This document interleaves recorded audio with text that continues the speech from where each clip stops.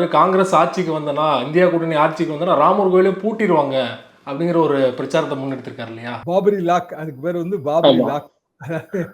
ராமர் கோயிலுங்க, ராமர் கோயில் அந்த வரலாறு எல்லாருக்கும் தெரிஞ்சதுதான்.